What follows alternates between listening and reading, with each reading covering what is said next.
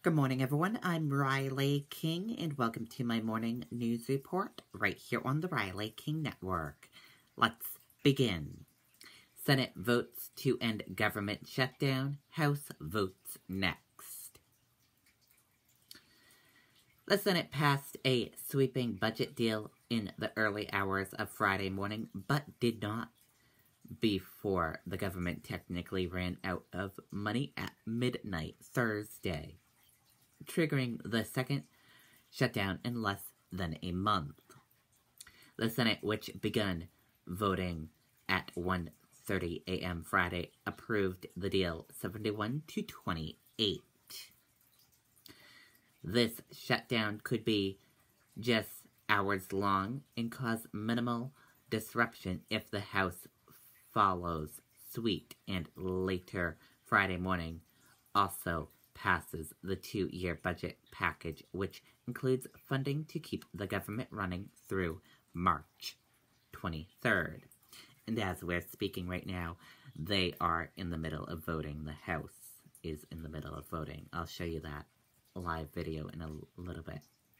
Members of the House were warned they might need to vote on the measure the Senate passed between 4 a.m. and 6 a.m. Friday, and as the hours dragged on periodically, concerns meant a House vote mid-morning Friday appeared possible. The Senate vote was delayed until past midnight by Kentucky Republican Rand Paul, who spoke passionately for hours on the Senate floor Thursday evening as he tried to focus a vote on an amendment that would effectively undermine the budget deal. Paul claimed the price tag is too big and that instead of spending more on defenses, the U.S. should withdraw from Afghanistan. A visibly annoyed Majority Whip John Cornyn said Paul will effectively shut down the federal government for no real reason. As the political theater played out on Capitol Hill, the White House was advising agencies to prepare for a shutdown and what the Office of Management and Budget was calling a lapse in appreciation. Throughout the day, Thursday, Republicans and Democrats in Congress remained at odds over the sweeping bipartisan budget deal that would boost spending on military and domestic priorities and increase the nation's debt limit, but leave unaddressed the conservational status of young immigrants known as Dreamers.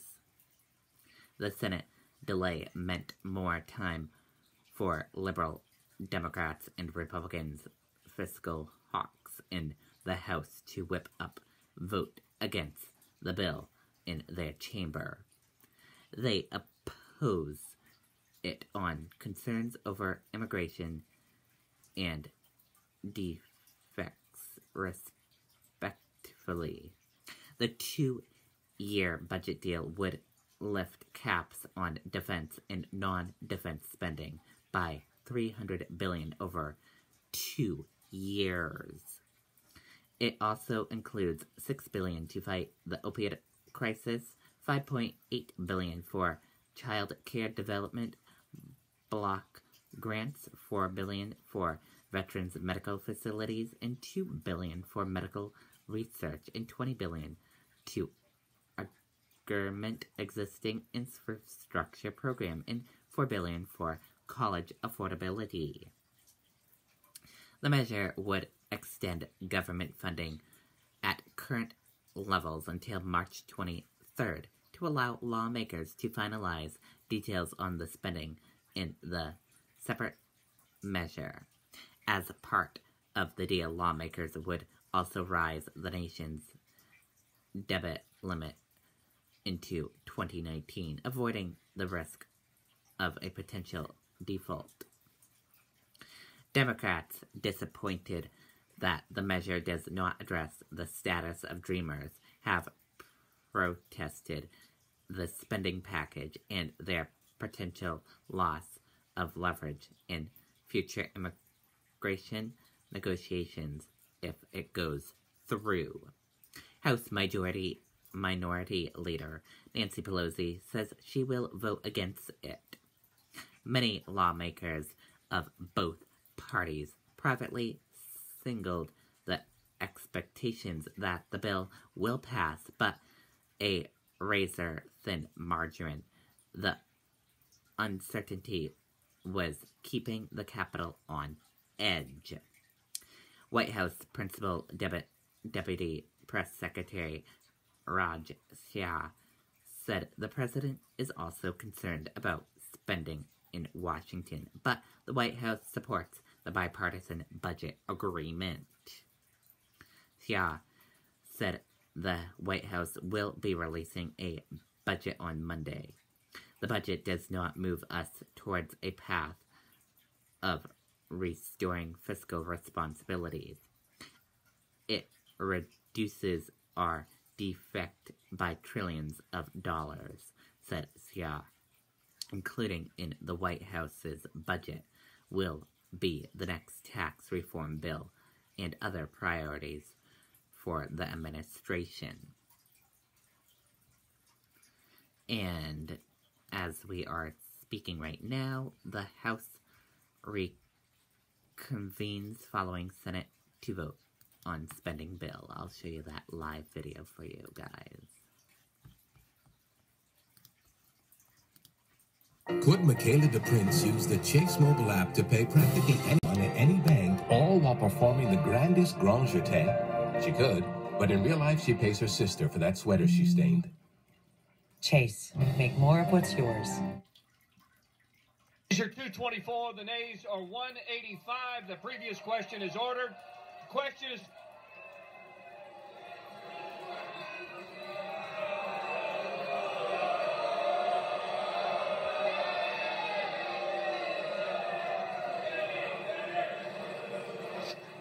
Mr. Thompson of Mississippi.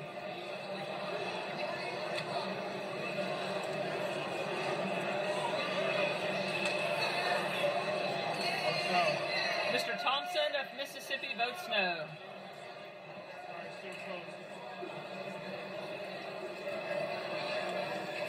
On this vote, the yeas are 224, the nays are 186. The previous question is ordered. Question is on adoption of the resolution. Those in favor say aye. Those opposed, no. The ayes have it.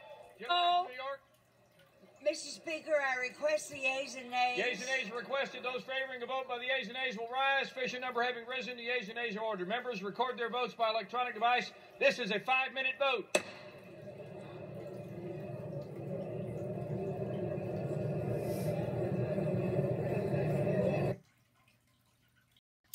As you see, they are in the middle of voting the spending bill. Sorry about that. And that does it for my morning news report right here on the Riley King Network. I hope you all have a great rest of your day, and I'll be back with another news report later on today. Goodbye, everyone.